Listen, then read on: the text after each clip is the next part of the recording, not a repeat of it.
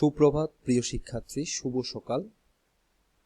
আশা করছি সবাই খুবই সুস্থ আছো এবং নিয়মিত বাসায় পড়াশোনা করছো।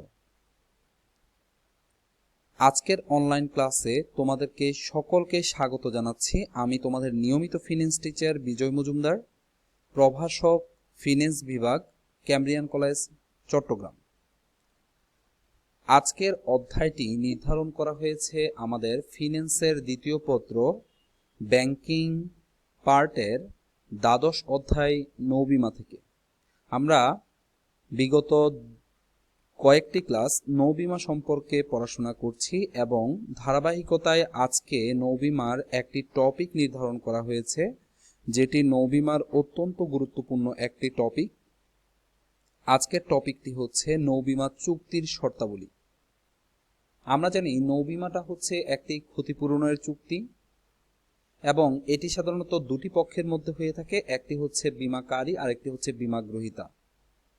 বীমাগ্রহীতা সাধারণত তিনটি বিষয়বস্তুর উপর ভিত্তি করে নৌবিমাটা করতে পারে। একটি হচ্ছে জাহাজ, আরেকটি হচ্ছে জাহাজস্থ পণ্য, আরেকটি হচ্ছে মাসুল। সাধারণত এই তিনটি বিষয়বস্তুর উপরেই বীমাগ্রহীতা বীমাকারীর কাছে নৌবিমা চুক্তি সম্পাদন করতে পারে।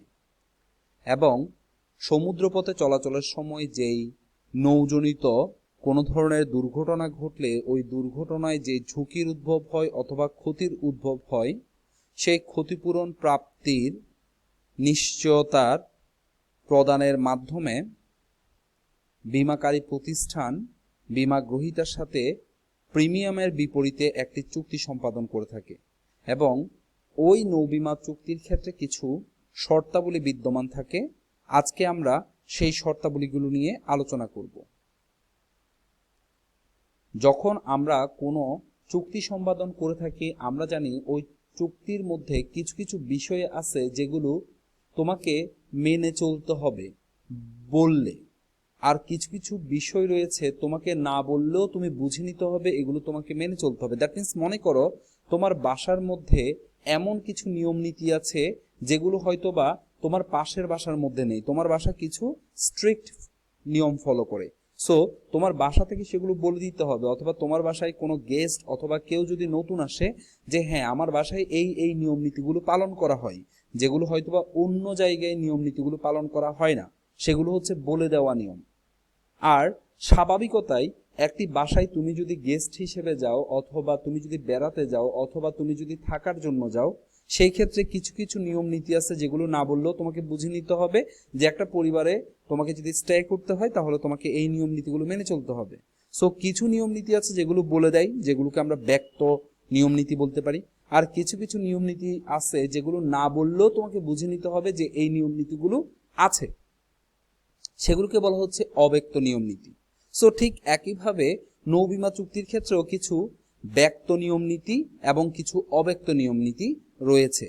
প্রথম যে নিয়ম নীতিগুলো রয়েছে সেগুলোকে আমরা ব্যক্ত বা প্রকাশিত শর্তাবলী বা নিয়ম নীতি বলবো। তাহলে ব্যক্ত শর্তাবলী মানে হচ্ছে আমরা যখন চুক্তি সম্পাদন করতে যাব, যেই শর্তাবলী বা যেই নিয়ম বা যেই বিষয়গুলো প্রকাশিত থাকবে, দ্যাট মিনস হচ্ছে লিখিত থাকবে, সেগুলো যেগুলো লিখে দেওয়ার পরে আমাকে মেনে নিতে হবে বা মানতে হবে বা এগুলো অনুসরণ করতে হবে। তাই বলা হচ্ছে ব্যক্ত শর্ত বলতে ভাষায় এর ব্যবহার করে শর্ত উল্লেখ করাকে বোঝায়। বীমা চুক্তি লিখিত হওয়া আবশ্যক বিদায় নৌবিমা চুক্তিতে শর্তের লিখিত উল্লেখ থাকলে তাকে নৌবিমা চুক্তির ব্যক্ত শর্ত বলা হয়। দ্যাট মিনস হচ্ছে যেই শর্তাবলীগুলো আমাদের নৌবিমা চুক্তির মধ্যে লিখিত থাকবে তাকেই আমরা ব্যক্ত বা প্রকাশিত শর্তাবলী বলবো। ব্যক্ত বা প্রকাশিত শর্তাবলীর প্রথম যে শর্তাবলীটি সেটা হচ্ছে সমুদ্র যাত্রার তারিখ। দ্যাট মিনস হচ্ছে তোমার জাহাজটি বাংলাদেশ থেকে অস্ট্রেলিয়াতে প্রোডাক্ট নিয়ে যাবে, সেই ক্ষেত্রে বীমা গ্রহীতা অবশ্যই জাহাজটি কয় তারিখে বাংলাদেশের পোর্ট থেকে ছাড়বে বা তার যাত্রা শুরু করবে সেই সমুদ্র যাত্রার তারিখটি অবশ্যই বীমাকারী প্রতিষ্ঠানকে জানাতে হবে। একটি হচ্ছে প্রথম ব্যক্ত শর্ত। বলা হচ্ছে সংশ্লিষ্ট জাহাজটি মালামাল নিয়ে নির্দিষ্ট সমুদ্র বন্দর থেকে কোন মাসের কোন দিন লক্ষ্যস্থলের উদ্দেশ্যে যাত্রা শুরু করবে তা নৌবিমা চুক্তিপত্রে স্পষ্টভাবে লেখা থাকে। এরূপ উল্লেখ এবং তা যথাযথভাবে অনুসরণ করা না হলে বৈদেশিক বাণিজ্য ব্যবস্থায় ভেঙে পড়বে। কারণ হচ্ছে তুমি আমার সাথে হয়তো একটা চুক্তি করেছো, আমি বীমাকারী তুমি বীমা গ্রহীতা, কিন্তু কথা হচ্ছে তোমার ভালো মন্দ দেখার দায়িত্বটা এখন এই মুহূর্তে আমার। সেই ক্ষেত্রে তুমি কখন জাহাজটি ছাড়বা, কোন পথ দিয়ে যাবে, তারপর হচ্ছে যে কিভাবে কিভাবে কোন তারিখে গিয়ে পৌঁছাবে, এই জিনিসগুলো আমার জানা প্রয়োজন। তাহলে আমি তোমাকে একটা হিন্টস দিতে পারবো যে এই সময় প্রাকৃতিক দুর্যোগ থাকতে পারে, এই সময় জলদস্যুদের রিস্ক থাকতে পারে, এই ধরনের কিছু বিষয় আছে। সো অবশ্যই বীমা গ্রহীতা বীমাকারীকে জানাতে হবে যে কত তারিখে তার জাহাজটি বাংলাদেশ থেকে ছেড়ে যাচ্ছে। 2 নাম্বার যে ব্যক্ত বা প্রকাশিত শর্তাবলী রয়েছে সেটা হচ্ছে গন্তব্যস্থল ও পৌঁছানোর তারিখ। দ্যাট মিনস হচ্ছে এই বিষয়টি হচ্ছে কিছুক্ষণ আগে আমরা যেটা দেখলাম সেটা হচ্ছে বাংলাদেশ থেকে কখন ছেড়ে যাবে সেটা বললো, কিন্তু কোথায় গিয়ে যাবে দ্যাট মিনস আমি বললাম বাংলাদেশ থেকে অস্ট্রেলিয়াতে প্রোডাক্ট পাঠাচ্ছি আমি, সেই ক্ষেত্রে যে অস্ট্রেলিয়াতে যাবে ওই অস্ট্রেলিয়ার কথাটা কিন্তু ওখানের মধ্যে তোমাকে প্রকাশ করতে হবে এবং কত তারিখে গিয়ে পৌঁছাবে সেটাও কিন্তু উল্লেখ করতে হবে। তাহলে অস্ট্রেলিয়াতে কোনো ধরনের প্রবলেম আছে কিনা, প্রাকৃতিক অথবা পলিটিক্যাল কোনো প্রবলেম আছে কিনা সেটা বীমাকারী প্রতিষ্ঠান জেনে দেন তোমাকে বলবে ঠিক আছে পাঠান।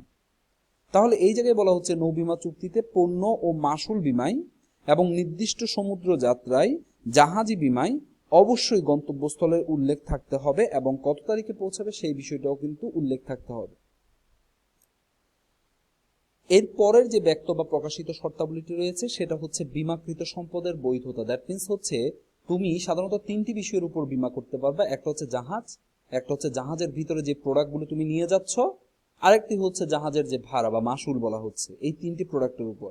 এখন ঘটনাটা হচ্ছে তুমি বাংলাদেশ থেকে অস্ট্রেলিয়াতে যে প্রোডাক্টটা নিয়ে যাবা, কি প্রোডাক্ট নিয়ে যাচ্ছ এটা কিন্তু জানা খুব ইম্পর্টেন্ট। তুমি এমন একটি প্রোডাক্ট নিয়ে যাচ্ছ যেটা আইনগত বৈধতা আছে তাহলে কোনো সমস্যা নেই, কিন্তু আইনগত যদি বৈধতা না থাকে অথবা প্রোডাক্টে যদি অবৈধ হয় সেই ক্ষেত্রে কিন্তু অবশ্যই বীমাকারী প্রতিষ্ঠানের প্রবলেম আছে, কারণ বীমাকারী প্রতিষ্ঠান কিন্তু তোমার সাথে এখন জড়িত হয়ে আছে। তো সেই জায়গায় তুমি যদি কোনো আর্মস পাঠাও অথবা তুমি যদি কোনো ড্রাগস পাঠাও সেই ক্ষেত্রে কিন্তু এটা অবৈধ হবে এবং সেটা কিন্তু বীমাকারী প্রতিষ্ঠান এবং বীমা গ্রহীতা দুইজনের জন্যই কিন্তু ভয়ানক বিপজ্জনক।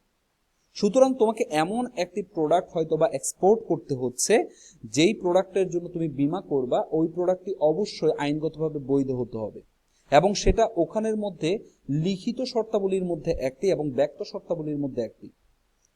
বলা হচ্ছে বীমাকৃত সম্পদ এবং মালামাল যাতে বীমাকারীকে ঝামেলায় পড়তে না হয় সেজন্য বীমাকৃত সম্পত্তি বৈধতা এবং এর কোনো ধরনের নিষেধাজ্ঞা মুক্ততার বিষয়ে বীমা গ্রহীতাকে প্রতিশ্রুতি দিতে হয়। এরূপ প্রতিশ্রুতি ছাড়া বীমা চুক্তি করা হলে বীমাকারী দায়ী হয়ে থাকে। নেক্সট যে পয়েন্টটা সেটা হচ্ছে নৌপথ ও জাহাজের জাতীয়তা সংক্রান্ত ঘোষণা। দ্যাট মিনস হচ্ছে তুমি যেই পথ দিয়ে বাংলাদেশ থেকে অস্ট্রেলিয়াতে যাবা মাঝখানে যে পথ সমুদ্র বন্দর বা সমুদ্র পথগুলো পড়বে সেই পথ অথবা সেই বন্দরগুলো সেই দেশের পথ অথবা বন্দরগুলোর থেকে কিন্তু অনুমতি নিতে হবে। অনুমতি ছাড়া কোনো দেশের স্থলপথ, নৌপথ, আকাশপথ কোনোটাই কিন্তু ব্যবহার করা যায় না। সেই ক্ষেত্রে কিন্তু তোমার জাহাজের একটি অনুমতি নেওয়ার বিষয় রয়েছে অথবা তুমি কোন পথে যাচ্ছ সেই পথটাও কিন্তু বীমাকারী প্রতিষ্ঠান জানার প্রয়োজন রয়েছে।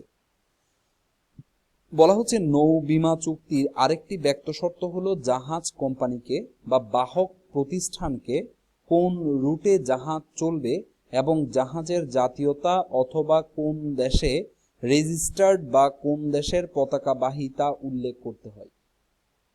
না হলে কিন্তু দেখা গেছে তুমি অন্য আরেকটি দেশের সমুদ্রপথ ব্যবহার করছো কিন্তু কথা হচ্ছে ওই দেশের কোনো পারমিশন ছাড়া, সেই ক্ষেত্রে কিন্তু ওই দেশের যেই নৌবাহিনী আমাদের দেশের মতো যেরকম নৌবাহিনী একটি ফোর্স রয়েছে যারা নৌপথে বিভিন্ন ধরনের প্রবলেমগুলো কন্ট্রোল করে, ঠিক প্রত্যেকটি দেশে কিন্তু এই ধরনের জলপথ কন্ট্রোল করার জন্য এক একটি ফোর্স রয়েছে। ঠিক তারা কিন্তু তোমাকে অ্যাটাক করবে এবং তারা তোমাকে অ্যারেস্ট করে নেবে। সেই ক্ষেত্রে তোমাকে আগে থেকেই কিন্তু ওই দেশের নৌপথটা যে তুমি ব্যবহার করে তুমি অস্ট্রেলিয়া যাচ্ছ, সো সেই ক্ষেত্রে তোমাকে পারমিশনটা নিয়ে নিতে হবে। এটাও কিন্তু ব্যক্ত বা প্রকাশিত শর্তাবলীর মধ্যে অন্যতম একটি শর্তাবলী। অ্যান্ড লাস্ট যে ব্যক্ত বা প্রকাশিত শর্তাবলী রয়েছে সেটা হচ্ছে রক্ষীবহর সাথে রাখা। বলা হচ্ছে দীর্ঘ সমুদ্র পথে জাহাজটি অভ্যন্তরীণ ও বাহ্যিক শত্রু দ্বারা যে কোনো মুহূর্তে আক্রান্ত হওয়া অস্বাভাবিক নয়। দ্যাট মিনস জলদস্যুদের একটি প্রবলেম কিন্তু সাগরে রয়েই যায়।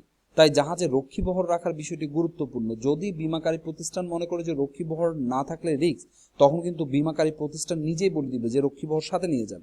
আর যদি বিমাকারী প্রতিষ্ঠান যেহেতু এই বিষয়ে পারদর্শী, বিমাকারী প্রতিষ্ঠান যদি বলে দরকার নেই, তাহলে কিন্তু কোনো প্রবলেম নেই। সেই ক্ষেত্রে কিন্তু রক্ষীবহর সাথে রাখা না রাখা সেই বিষয়টি কিন্তু তোমাকে কি করতে হবে, অবশ্যই উল্লেখ করতে হবে, জানাতে হবে।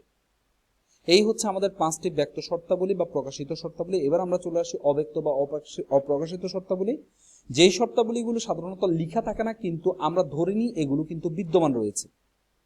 দ্যাট মিনস তুমি পড়াশোনা করলে তুমি তোমার বিবেক খাটিয়ে কাজ করবা, এটা কোথাও লেখা নাই, কিন্তু কথা হচ্ছে এটা তোমাকে মেনে চলতে হবে। তুমি ইন্টার স্টুডেন্ট যেভাবে চলাফেরা করা উচিত, তুমি যদি ওভাবে চলাফেরা না করো বা কথাবার্তা না বলো বা তোমার অ্যাটিটিউড যদি ওইরকম না হয়, তখন তোমাকে হয়তো মানুষ বলবে যে তুমি শিক্ষিত হয়ে তো অশিক্ষিতর মতো কাজ করো। আমরা এই ধরনের একটা কথা বলি। তাহলে শিক্ষিত হতে হলে কি কি করতে হয়, এগুলো কি লেখা আছে? অবশ্যই লেখা নেই, কিন্তু আমরা ওই জিনিসগুলো লেখা না থাকলে ওগুলো আমরা বুঝে দিই। এই বুঝে নেওয়ার বিষয়গুলো হচ্ছে অব্যক্ত বা অপ্রকাশিত শর্তাবলীর মধ্যে পড়ে। চলে আসি আমরা নৌবিমার ক্ষেত্রে অব্যক্ত বা অপ্রকাশিত শর্তাবলীর মধ্যে প্রথম যেটা পড়ে সেটা হচ্ছে জাহাজের সমুদ্রে চলাচল যোগ্যতা। দ্যাট মিনস হচ্ছে জাহাজ যে সমুদ্র পথে চলাচলের জন্য জাহাজের যেই মেশিন অথবা জাহাজের যে পার্টসগুলো অ্যাক্টিভ থাকা খুব বেশি জরুরি, সেগুলো কিন্তু পারফেক্ট থাকতে হবে। এটা বিমাকারী প্রতিষ্ঠান বলে দেখ আর না দেখ, তোমাকে ঠিকঠাক করে কিন্তু সাগরে নামতে হবে। এটা বলে দেওয়ার বিষয় না, এটা কিন্তু তোমাকে নিজেই ঠিক করে তারপর হচ্ছে সমুদ্রে নামতে হবে। দেন আমাদের সেকেন্ড যে অব্যক্ত বা অপ্রকাশিত শর্তাবলী আছে, তার মধ্যে একটা রয়েছে যাত্রার বৈধতা। দ্যাট মিনস বিমা চুক্তিতে উল্লেখ না থাকলেও ধরে নেওয়া হয় যে এই পথে পণ্য বহন করা হবে, ওই পথে পণ্য বহনের জন্য প্রয়োজনীয় অনুমোদন ও বৈধ কাগজপত্র জাহাজ কোম্পানির রয়েছে। এটা বিমাকারী প্রতিষ্ঠান ধরে নেয়, যেহেতু তারা বিমা করতে এসেছে, তারা ওই জায়গায় প্রোডাক্টটা নিয়ে যেতে চাচ্ছে, অবশ্যই তাদের জাহাজ চালানোর বৈধ কাগজপত্র আছে ধরে নেই। এছাড়া ওই পথে জন্য বহনে কোনো আন্তর্জাতিক বাধা নিষেধও নেই, এটাও দ্যাট ইজ হচ্ছে জাহাজ কর্তৃপক্ষ সেটাও মোটামুটি নিয়েছে অনুমতি, সেটাও ধরে নেই। এর পরের যে বিষয়টি রয়েছে সেটা হচ্ছে নির্দিষ্ট সময়ে যাত্রা। দ্যাট মিনস হচ্ছে তুমি যেই সময়ে জাহাজটি বাংলাদেশ থেকে তার যাত্রা শুরু করার কথা, সেই তারিখেই তুমি নির্দিষ্ট তারিখে নির্দিষ্ট সময়ে তোমার জাহাজটি যাত্রা শুরু করবে, এটাও ধরে নেই। এটা বিমাকারী প্রতিষ্ঠান ধরে নেই যে যেই তারিখটা বলেছে সেই তারিখেই তারা যাত্রা শুরু করবে। এটাও লিখে দিতে হয় না, বলা হচ্ছে বিমা চুক্তি। দ্যাট মিনস হচ্ছে তারিখটা লিখে দিবা, কিন্তু তারিখ যে তোমার বিলম্ব হবে না সেটা কিন্তু তোমাকে বুঝে নিতে হবে। দ্যাট মিনস হচ্ছে তোমাকে আমি বললাম যে সকাল 8টায় তুমি কলেজে আসবা, দ্যাট মিনস এটা আমি লিখে দিলাম, কিন্তু কথা হচ্ছে তুমি যে বিলম্ব করবা না সেটা কিন্তু লিখে দেওয়ার দরকার নেই। আমি তো তোমাকে টাইমটা বলেই দিয়েছি, তাহলে তুমি বিলম্ব করবা কেন? বিষয়টা হচ্ছে যে ওই বিলম্ব না করতে বলাটা হচ্ছে অব্যক্ত শর্তাবলী। বলা হচ্ছে বিমা চুক্তিতে যে সময়ে যাত্রা শুরুর কথা উল্লেখ থাকে সেই সময়ে যাত্রা শুরু করাও নৌ বিমা চুক্তির একটি অব্যক্ত শর্ত। যাত্রা শুরুতে অহেতুক বিলম্ব করা হলে তাতে জাহাজ, পণ্য ও মাসুলের ক্ষতি হওয়ার সম্ভাবনা থাকে। তাই যাত্রায় অহেতুক কোনো বিলম্বের ফলে বিমা চুক্তি বাতিল হতে পারে। কারণ যাত্রায় যদি তুমি বিলম্ব করো তাহলে তুমি পৌঁছাতে হয়তো বা বিলম্ব হবে, এবং তোমার মাঝখানে যদি কোনো ধরনের পচনশীল প্রোডাক্ট হয় তোমার জাহাজে, সেই ক্ষেত্রে কিন্তু পচনশীল প্রোডাক্টগুলো কিন্তু নষ্ট হয়ে যেতে পারে। সুতরাং তোমার যেভাবে তোমার যাত্রার শুরুতেই তোমার বিলম্ব করা উচিত না, ঠিক আবার যাত্রা পথে দ্যাট মিনস হচ্ছে মাঝখানে কোথাও তোমার যেখানে থামার কোনো ধরনের রিজন নেই, সেখানে তোমার বিলম্ব করারও প্রয়োজন নেই, এবং তোমার ডিউ টাইমে তোমার অস্ট্রেলিয়া অথবা তোমার যেই জায়গায় পৌঁছানোর কথা সেই জায়গায় কিন্তু পৌঁছানোটা তোমার একটি দায়িত্বর মধ্যে পড়ে। কারণ হচ্ছে না হলে পচনশীল প্রোডাক্টটি হয়তো বা পৌঁছে যেতে পারে, নষ্ট হয়ে যেতে পারে। অ্যান্ড লাস্ট যে অব্যক্ত বা অপ্রকাশিত শর্তাবলীটি রয়েছে সেটা হচ্ছে যাত্রাপথ পরিবর্তন না করা। বলা হচ্ছে তুমি যেহেতু বাংলাদেশ থেকে অস্ট্রেলিয়াতে যাবা, সো তুমি একটি সমুদ্র একটা পথ রয়েছে যে পথের মাধ্যমে তুমি কিন্তু অস্ট্রেলিয়ায় পৌঁছাবা। এখন কথা হচ্ছে এটা তুমি বিমাকারী প্রতিষ্ঠানকে জানিয়েছো যে আমি এই পথে করে অস্ট্রেলিয়াতে যাব। দ্যাট মিনস তুমি যদি মাঝখানে কখনো পথ পরিবর্তন করো কোনো ধরনের প্রবলেম ছাড়া অথবা ইচ্ছাকৃত, সেই ক্ষেত্রে কিন্তু যদি তোমার মাঝখানে কোনো ধরনের ক্ষতি হয় সেই ক্ষেত্রে তোমার বিমাকারী প্রতিষ্ঠান সেই ক্ষতিপূরণ প্রদান করবে না। সো যাত্রাপথ পরিবর্তন করা মোটেও উচিত না। সো ধন্যবাদ প্রিয় শিক্ষার্থী এতক্ষণ ধরে মনোযোগ সহকারে ক্লাসটি করার জন্য। আশা করছি তোমরা সবাই বাসায় পড়াশোনা করছো। ভালো থাকবা, সুস্থ থাকবা।